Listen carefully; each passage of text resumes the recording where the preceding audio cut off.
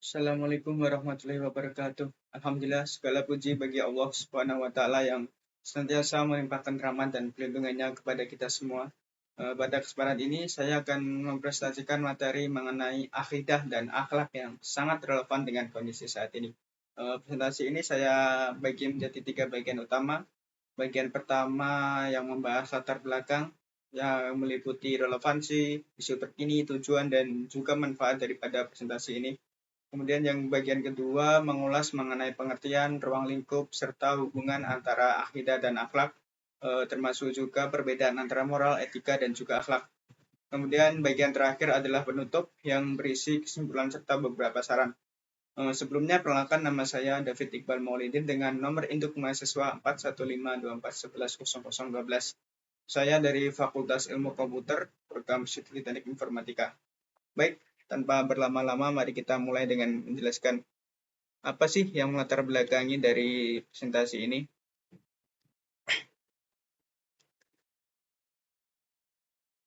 Baik, saya akan menjelaskan dalam 4 poin. Poin yang pertama adalah mengapa topik ini relevan. Karena akidah dan akhlak merupakan dasar pembentuk individu dan masyarakat yang beradab. Di tengah krisis moral saat ini, akidah menjadi pegangan kokoh, sementara akhlak menjadi pedoman perilaku untuk membentuk generasi yang cerdas dan berkarakter mulia.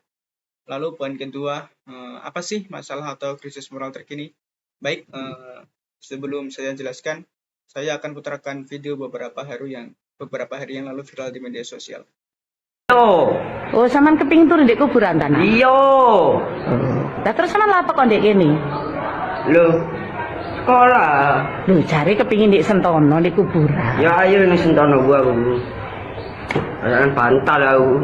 Lho, aku takok unit 3. Golek ono dewi.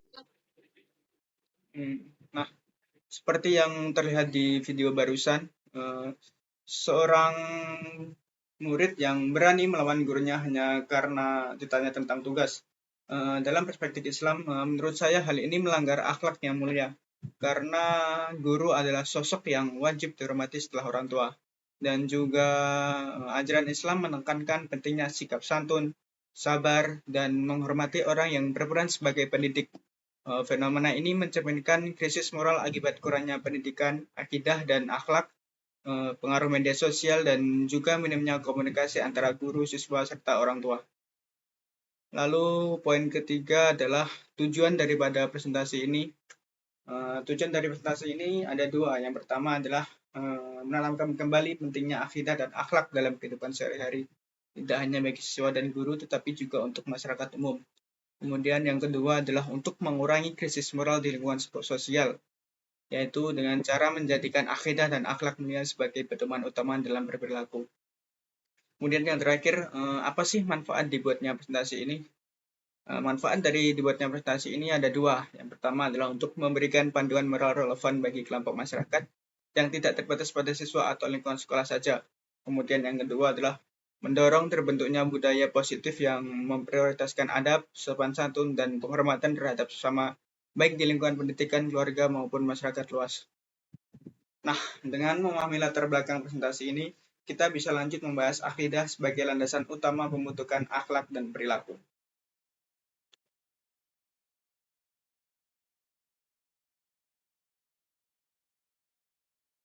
Nah, kita mulai dari pengertian akidah secara bahasa atau etimologi. Yang pertama ada al-akhdu, yaitu ar-robat atau ikatan. Yang kedua ada al-ibram atau pengesahan. Yang ketiga ada al-ikam atau penguatan. Yang keempat ada at-tawasuk atau kokoh. Yang kelima ada al-isbatu atau penetapan. Dan yang terakhir ada al-yakin atau keyakinan.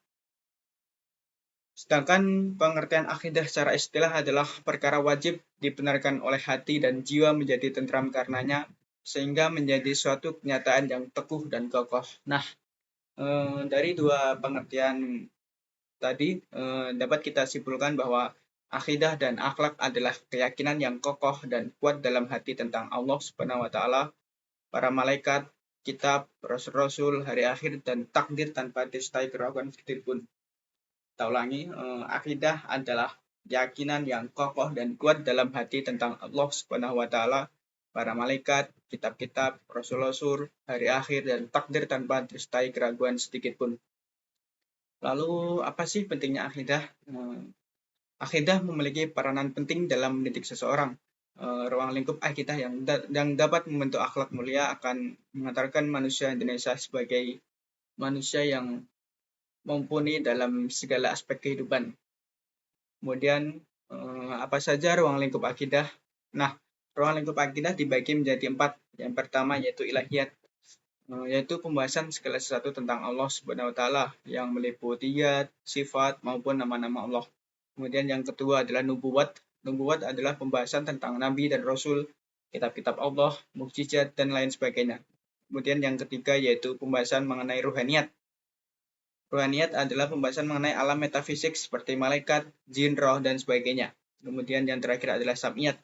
Sam'iyat yaitu pembahasan tentang sesuatu hal yang hanya diketahui melalui dalil nakli, seperti alam barzah, kiamat, azab kubur, tanda-tanda kiamat, dan sebagainya. Baik, kita lanjut ke slide berikutnya, yaitu bidang pembahasan ilmu tauhid atau akidah. Bidang ilmu tauhid atau akidah terbagi menjadi 6 bagian. Yang pertama adalah keyakinan kepada Allah, yaitu mengenal Allah melalui sifat-sifat wajib, Asmaul Husna, dan zat yang mulia. Kemudian yang kedua adalah keyakinan kepada malaikat, yakni meyakini malaikat sebagai makhluk Allah yang taat dengan tugas khusus yang diberikan oleh Allah SWT. Kemudian yang ketiga adalah keyakinan kepada kitab-kitab Allah, yaitu percaya bahwa Allah menurunkan kitab sebagai wahyu dan petunjuk bagi umat melalui para nabi dan rasul. Kemudian yang keempat adalah keyakinan kepada nabi dan rasul, yakni mempercayai nabi dan rasul sebagai manusia terpilih yang diutus Allah untuk menyampaikan ajaran tauhid. Kemudian yang kelima adalah keyakinan kepada hari kiamat, yaitu meyakini hari kebangkitan di mana semua manusia akan dihisab sesuai amal perbuatannya. Kemudian yang terakhir adalah keyakinan kepada qada dan qadar, yaitu percaya bahwa qada adalah ketetapan Allah dan qadar adalah ukuran dari ketetapan itu sebagai bagian dari takdir Allah. Nah, itu tadi adalah pembahasan yang mengulas mengenai akidah. Sekarang kita akan lanjut ke slide berikutnya, yakni pembahasan mengenai akhlak.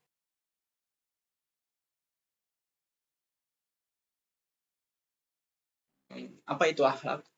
Akhlak berasal dari kata Arab, yaitu khuluq, yang artinya budi pekerti, perilaku, atau kebiasaan.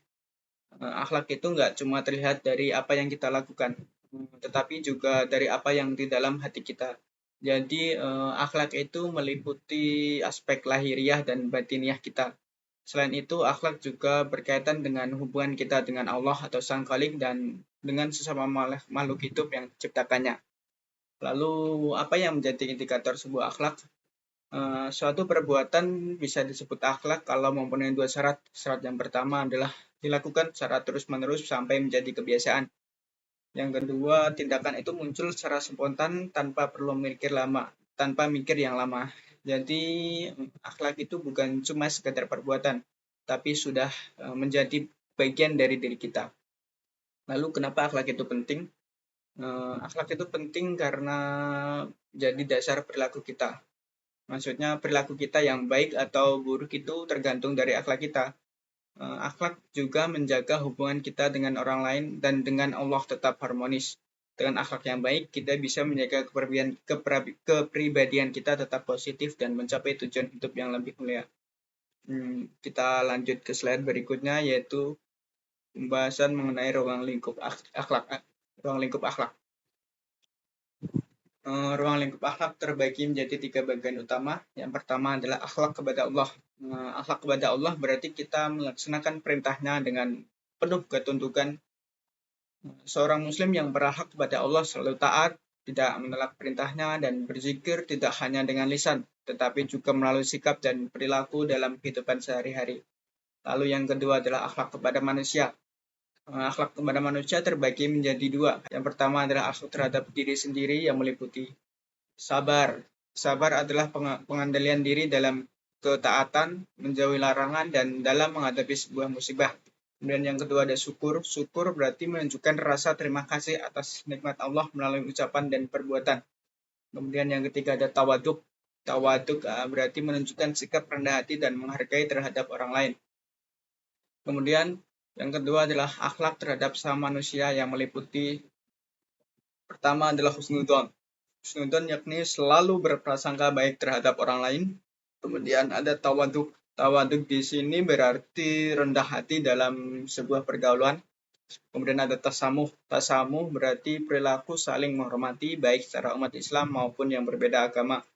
Kemudian yang ketiga ada ta'awun. Ta'awun adalah perilaku yang selalu tolong-menolong dan gemar bergotong royong. Lalu ruang lingkup akhlak yang ketiga adalah akhlak terhadap lingkungan. Akhlak terhadap lingkungan dibagi menjadi dua, yaitu akhlak terhadap makhluk hidup non manusia, misalnya terhadap tumbuhan dan hewan. Kemudian yang kedua adalah akhlak terhadap benda mati, seperti terhadap tanah, air, udara, dan sumber daya alam yang lainnya. Baik, kita lanjut ke slide berikutnya, yaitu macam-macam akhlak tercela atau majmumah. Akhlak tercela atau majmumah dibagi menjadi 4 bagian. Yang pertama adalah hasad. Hasad adalah perasaan iri atau dengki terhadap keberhasilan orang lain. Iri hati ini muncul ketika kita merasa kurang senang atau cemburu melihat orang lain beruntung. Kemudian yang kedua ada dendam. Dendam adalah keinginan yang kuat untuk membalas kejahatan dan sulit untuk memaafkan. Sifat ini menunjukkan kurangnya sikap pemaaf dalam diri seseorang. Dan yang ketiga ada gibah dan fitnah. Gibah adalah membicarakan keburukan orang lain dengan tujuan menjatuhkan nama baiknya. Jika yang dibicarakan adalah kebenaran, maka itu disebut gibah.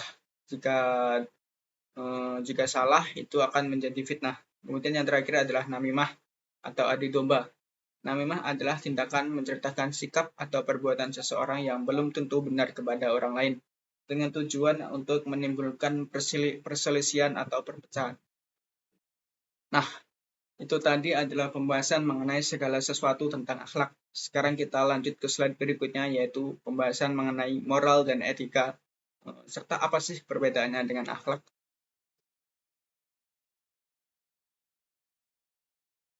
Etika. Etika berasal dari bahasa Yunani, yaitu ethos, yang berarti watak, kesusilaan, atau adat. Dalam Kamus Umum Bahasa Indonesia, etika adalah ilmu pengetahuan tentang asas-asas akhlak atau moral.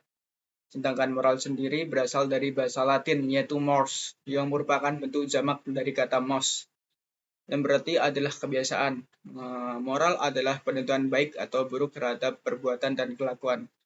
Lalu, apa perbedaannya dengan akhlak? Perbedaannya ada dua. Yang pertama adalah dasar penentuan baik dan buruk. Kalau akhlak, dasar penentuan baik dan buruknya berdasarkan Al-Quran dan Sunnah Rasul.